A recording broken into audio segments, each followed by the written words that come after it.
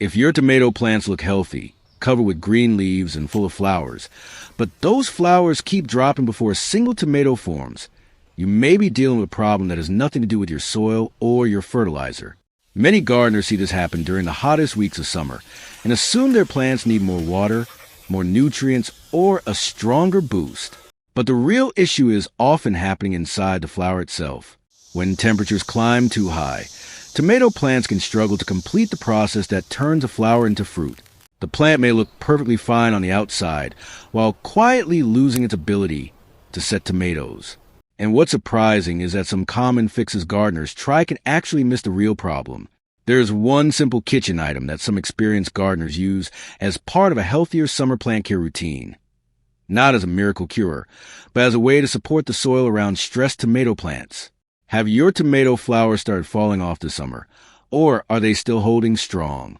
Let me know in the comments, because understanding why blossom drop happens is the first step toward keeping more flowers on your plants and giving them a better chance to become tomatoes. Tomato blossom drop can be one of the most frustrating problems in the summer garden because it often happens when everything appears to be going right. The plant is growing, the leaves look green, new flowers are appearing every few days. But then you notice something strange. Those flowers are turning yellow, drying up, and fall on the ground without ever producing fruit. This is called blossom drop, and it is the plant's response to stress. A tomato flower has one important job. It must successfully complete pollination and fruit development. But during periods of extreme summer heat, that process can break down before you ever see a tiny tomato forming. The biggest factor is temperature. When daytime temperatures stay consistently high, especially above the range tomatoes prefer, the pollen inside the flower can become less viable. In simple terms, the flower may open normally, but the pollen may not work as effectively as it should. And many gardeners don't realize there is another temperature problem happening after sunset. Warm nights can be just as damaging. Tomato plants need cooler nighttime conditions to recover from the stress of the day. When nights remain hot, the plant continues using energy to survive instead of putting that energy into developing fruit. This is why a tomato plant can look strong and healthy while still dropping flowers. The leaves are not always the first place the problem appears. Sometimes a warning sign is hidden in the flowers themselves. Check your plants closely. Are the flowers falling off shortly after blooming? Are they drying at the stem without forming even a small green tomato behind them? Many gardeners immediately blame the variety, the fertilizer, or a lack of water. But the real cause is often environmental stress that changes how the plant behaves. And here's where things become interesting. Because some gardeners try to fix blossom drop by adding more something, when a plant may actually need a completely different type of support during stressful summer conditions. There is a simple kitchen-based method some gardeners use to support the root environment, but first, it's important to understand why some popular fixes fail. When tomato flowers start falling during summer heat, one of the first things many gardeners do is increase watering. And that makes sense. Heat dries the soil faster, and tomatoes need consistent moisture. But the problem is that more water alone cannot fix a flower that has already been affected by heat stress. The plant is not only dealing with dry soil, it is dealing with what is happening inside the flower. If temperatures are too high, pollen quality can decline, and the plant may naturally drop flowers because it cannot successfully produce fruit under those conditions. Another common mistake is adding extra fertilizer, especially nitrogen-rich fertilizer, hoping to push the plant into producing more tomatoes. But sometimes the opposite happens. A tomato plant receiving too much nitrogen during stressful summer weather may focus more energy on growing leaves and stems instead of developing fruit. You may end up with a beautiful, large plant that still struggles to hold flowers. Many gardeners experience this exact situation. A tomato plant that looks impressive but produces fewer tomatoes than expected. So what signs should you watch for? Look at the flowers first. If flowers are dropping several days after opening, if the small stem behind the flower turns yellow, or if you see many flowers falling during a heat wave, your plant may be responding to environmental stress. Also check the leaves.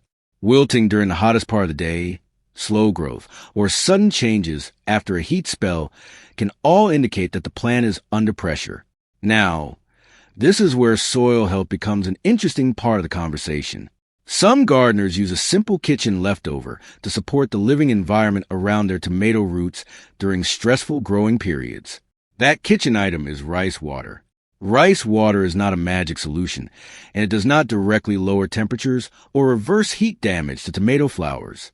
But some gardeners use it because the water left from rinsing rice can contain small amounts of starch and other compounds that may interact with soil microorganisms. And those microorganisms play an important role in the root zone.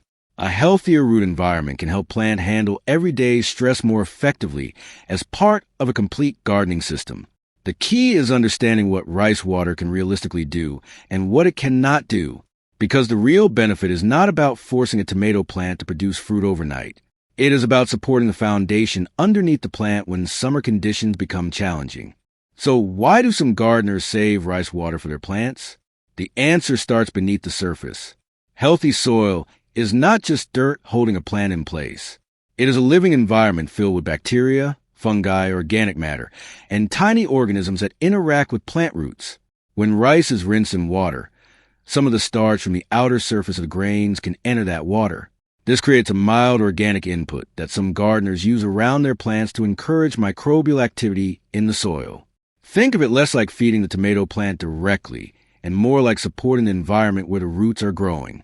A strong root zone matters because roots are responsible for taking in water and nutrients while helping the plant respond to changing conditions. During summer heat, tomatoes are already working harder. They are losing more moisture through their leaves, managing higher temperatures, and trying to continue growth at the same time. A healthy soil environment can help support the plant's overall resilience, but it is important to keep expectations realistic. Rice water will not cool down a hot garden. It will not repair flowers damaged by extreme temperatures, and it will not force tomatoes to set fruit if the weather is pushing the plant beyond its limits. The gardeners who use rice water successfully usually see it as one small part of a larger routine. They focus on maintaining good soil structure, keeping moisture consistent, protecting roots from extreme heat, and avoiding practices that create additional stress. This is also why results can vary from garden to garden.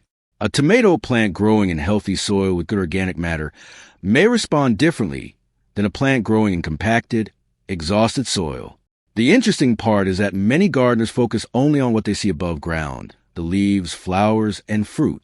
But the real story often begins underground. If the root environment is struggling, the entire plant has fewer resources available when summer heat arrives. So if you decide to try rice water, the goal should not be to chase a quick fix.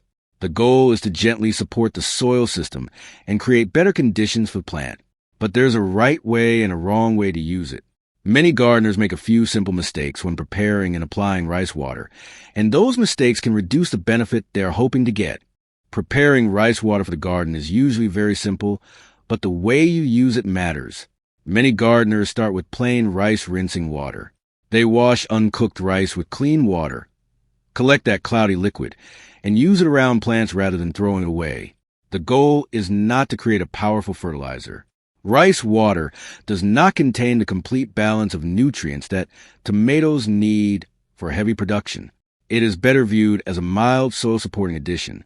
A common approach is to apply it directly to the soil around the base of the tomato plant, where the roots are active. Avoid pouring large amounts repeatedly, especially in containers or areas with poor drainage. Too much organic material sitting in constantly wet soil can create an unhealthy root environment. Another mistake is allowing rice water to sit for long periods until it develops a strong odor. Some gardeners intentionally ferment rice water, but that process requires careful handling and is a different approach. For simple home gardening, fresh preparation is usually the safer and easier option. And remember, rice water cannot replace the basics that tomatoes need during hot weather. Plants still benefit from consistent watering, healthy soil, mulch around the root zone, and protection from extreme afternoon heat when conditions become severe. One overlooked practice is protecting the roots. When the soil temperature rises too high, tomato roots can struggle to absorb water efficiently. A layer of organic mulch can help keep those temperature swings smaller and reduce moisture loss. Also pay attention to timing. If your area is experiencing a long heat wave with very hot days and warm nights, blossom drop may continue even when you're doing everything correctly. Sometimes a plant is simply waiting for better conditions before it starts holding more fruit. This is why experienced gardeners look at the whole picture. They do not ask only, "What can I add to plant?" They ask, "What conditions is this plant experiencing right now?" Rice water may support the soil ecosystem, but the bigger goal is creating a garden environment where tomatoes have the best chance to recover from summer stress. And when temperatures finally become more favorable, those healthier plants are often better prepared to produce the tomatoes gardeners have been waiting for. Tomato blossom drop can be disappointing, especially when you've spent weeks caring for a plant that looks healthy but refuses to hold onto its flowers. But the important lesson is that summer flower loss is usually not a sign that your gardening efforts have failed. Heat stress, high nighttime temperatures, and reduced pollen performance can all affect fruit formation, even on strong-looking plants. Rice water can be a useful tool for some gardeners because it may support the soil environment and encourage a healthier root zone, but it works best as one small part of a complete care routine. The strongest results usually come from combining healthy soil, consistent moisture, proper feeding, and good summer heat management. Take a closer look at your tomato plants this week. Are flowers dropping immediately after opening? Are your nights staying unusually warm? Or are your plants starting to hold more fruit as temperatures improve? Understanding what your plant is telling you is often the first step towards solving the problem. Have your tomato flowers been falling off this summer? Or are your plants finally producing more tomatoes? Share what you are seeing in your garden in the comments. If this video helped you understand what is happening with your tomatoes, consider giving a like and subscribe for more research-based gardening solutions that help you grow healthier plants.